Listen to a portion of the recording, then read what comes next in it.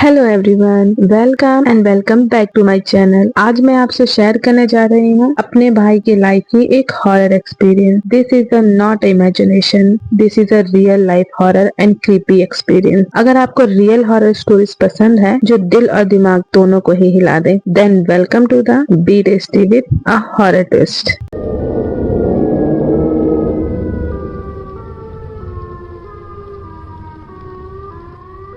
बरगद के पेड़ के नीचे एक ऐसी दोपहर जो कभी भूली नहीं जा सकती। तो चलिए शुरू करते हैं स्टोरी। जब मेरा भाई छोटा था, मैं भी 6th क्लास में होगा, तब समर वेकेशन में वो हमारी खाला के घर छुट्टियां एंजॉय करने गया था। अच्छा, खाला मीन्स मासी होती है ना, आप सब कंफ्यूज मत होना। मेरी मासी का गांव एक ऐसा गांव था जहां शाम जल्दी छुप जाती थी और दोपहर में अजीब सी खामोशी हुआ करती थी। मेरा भाई शुरू से एक एक्सट्रोवर्ट पर्सन रहा है, इसीलिए जब वो मासी के गांव गया तो उसे दोस्ती करने में और बहुत सारे दोस्त बनाने में टाइम नहीं लगा। उसने अच्छे खासे दोस्त बना लिए जाते के साथ ही। गांव के बाहर एक बहुत बड़ा मैदान हुआ करता था जहां मेरा भाई और उसके दोस्त सुबह शाम क्रिकेट खेला करते थे और टाइम मिलने पर बैठकर हंसी मजाक भी कर लिया करते थे, जिसकी वजह से कब दिन गुजर जाता था उन्हें पता ही नहीं चलता था। मेरे भाई का कहना है कि हमारी मासी अक्सर मेरे भाई से कहती थी, बेटा दोपहर में या किसी भी टाइम उस मैदान में या उसके आसपास भी मत जाया करो। मेरे भाई ने पूछा मासी से, क्यों मासी, क्यों नहीं जा सकता मैं मैदान में? मैं और मेरे दोस्त तो रोजाना वहीं पर क्रिकेट का मैच खेला करते हैं। हमारी मासी ने मेरे भाई को डांट लगाते हुए कहा, नहीं कह दिया ना तो नहीं जाना है, बस सवाल मत पूछो, बस इतना याद रखो कि उधर नहीं जाना है तुम्हें। उनके चेहरे पर डर और गुस्सा दोनों ही था। उन्हें देखते मेरे भाई ने कहा, हाँ ठीक है मासी, मैं नहीं जाऊंगा। पर मन ही मन उसने ये ठान लिया कि चाहे कुछ हो जाए, मैं तो रोज अपने दोस्तों के साथ वहाँ क्रिकेट खेलने जाया ही करूंगा। मासी के डांटने के बाद मेरा भाई अक्सर दोपहर के वक्त मासी के सो जाने का वेट किया करता था और जब मासी गहरी नींद से सो जाती तो वह चुपके से अपने दोस्तों के साथ मैदान में क्रिकेट खेलने जाया करता था। उसी मैदान में एक बरगद का पेड़ हुआ करता था जो बहुत पुराना और बड़ा था। इतना बड़ा था कि दोपहर में भी उसकी छाया ठंडी और अंधेरी हुआ करती थी। मेरे भाई ने मुझे बताया था कि उसके जो दोस्त बने थे उन लोगों का कहना था कि उस मैदान में जो बरगद का पेड़ है उसमें एक औरत का साया अपने बच्चे के साथ रहा करता था। ये अफवाह मेरे भाई के बाकी दोस्तों ने शुरू से ही सुनी हुई थी, पर उन्होंने ये सब कभी देखा नहीं था, इसलिए वो इन सब बातों पर विश्वास नहीं करते थे और मेरा भाई भी इन सब बातों को मजाक में ले लिया करता था। एक दिन की बात है, उस दिन तेज गर्मी थी, बहुत तेज गर्मी, सूरज बिल्कुल सर पर था। रोज की तरह मासी ने फिर से उसे मना किया था बाहर जाने को। भले ही वो जान नहीं पाती थी कि मेरा भाई कब निकलकर खेलने भाग जाता है, पर उन्हें रोज पता चल जाता था कि वो वहाँ सभी बच्चों के साथ खेलने जाया करता है। इसीलिए उन्होंने फिर से मना किया कि बेटा बाहर नहीं जाना और चुपचाप से सो जाना। इतना कहकर वो सोने चली गई। जब मेरे भाई ने देखा कि मासी सो गई, वो रोज की तरह फिर से दोस्तों के साथ उसी मैदान में खेलने को चला गया।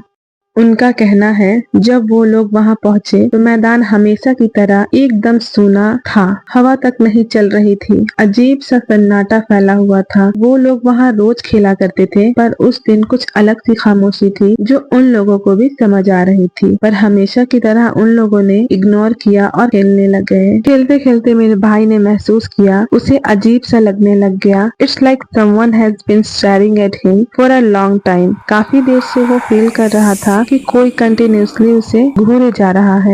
ऐसा फील करते उसने पीछे पलटकर देखा। मैदान के कोने में एक बच्चा खड़ा था, लगभग 3-4 साल का होगा। गंदे कपड़े, नंगे पाँव, मैला सा शरीर, जैसे सालों साल से नहाया ना हो। तो उसने यानी मेरे भाई ने अपने दोस्तों से कहा, इसे भी खिला लेते हैं। सारे दोस्तों ने हामी भरी और सबने आवाज लगाई, आजा भाई, हमारे साथ तू भी मैच खेल ले, आजा जल्दी से। इतना कहकर सब उसकी तरफ देख रहे थे और उम्मीद कर रहे थे कि वो भी खेलने आएगा। बट सडनली उन लोगों ने देखा उस बच्चे के पीछे से एक औरत निकलती है। बच्चे के पीछे इतनी जगह नहीं थी कि वो औरत छुप सके, पर अचानक से वो पता नहीं कहां से आ गई और भाई वो बहुत ही ज्यादा डरावनी दिख रही थी। उसका चेहरा पूरा सफेद, जैसे कि शरीर में खून ही ना हो, और आंखें बिल्कुल काली, लंबे बाल जो कि खुले हुए थे, पीली रंग की साड़ी और चेहरे पर बहुत ही ज्यादा गुस्सा दिख रहा था। कुछ बोला नहीं उसने, सिर्फ उन्हें घूर रही थी। उसने बच्चे का हाथ पकड़ा और बरगद के पेड़ की तरफ भागी। जो हवाएं उनके जाने से पहले रुकी हुई थी, वो हवाएं तेज हो गई। धूल और पत्ते हवा में उड़ने लग गए। वो औरत भागी और एक पल में भागकर बरगद के पेड़ पर चढ़ गई। ऐसा चढ़ रही थी जैसे कि जमीन पर चल रही हो,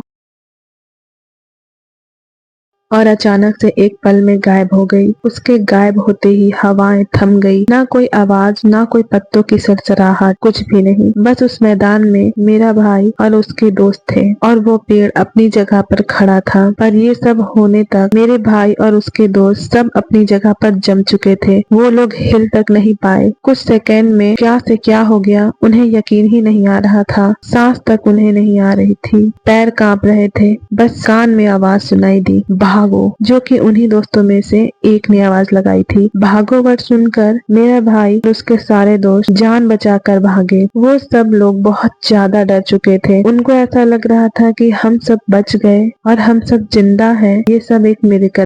शाम को जब ये सब बात मेरे भाई ने हमारी मासी को बताया, तो मासी ने उसे बहुत डांट लगाई और मेरे पापा को कॉल लगाकर सारी बातें बताई। और दूसरे दिन ही पापा जाकर उसे घर वापस ले आए। सब बहुत घबरा गए थे मेरे भाई की वजह से। उसके बाद वो दिन था और आज का दिन है। मेरा भाई मासी के घर तो जाता है, पर उस मैदान की तरफ नहीं जाता। उसके दोस्तों का कहना है अब वो लोग भी उस तरफ नहीं जाते हैं और लोगों को भी उधर जाने से मना करते हैं।